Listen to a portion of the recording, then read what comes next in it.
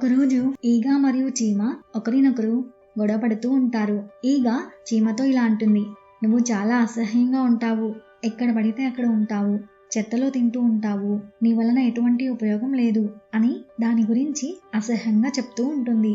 ఈగ చీమతో ఇలా అంటుంది, నన్ను చూడు, నేను గాలి కూతుర్ని, రాజభవనాలకు వెళ్ళి రాజులు తినే రుచికరమైన వంటలు తింటాను, నేను రాజులు ఉండే గదిలో సుఖంగా నిద్రపోతాను కూడా అని ఈగ చీమతో అంటూ ఉంటుంది.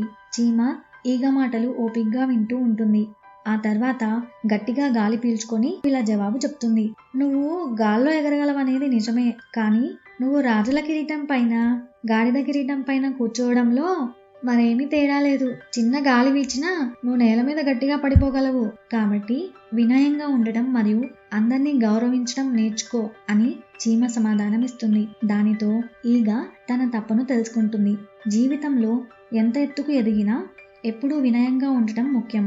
ఎందుకంటే అహంకారం ఎల్లప్పుడూ పతనానికి దారితీస్తుంది అనేది ఈ కథలో మనం తెలుసుకుంటాం. ఈ కథ మీకు నచ్చినట్లయితే ఛానల్ ని ప్లీజ్ సబ్స్క్రైబ్ చేసి గంట సింబల్ ని నొక్కండి. అలాగే మీ సపోర్ట్ ని లైక్ అండ్ షేర్ చేయండి friends. Thank you for watching.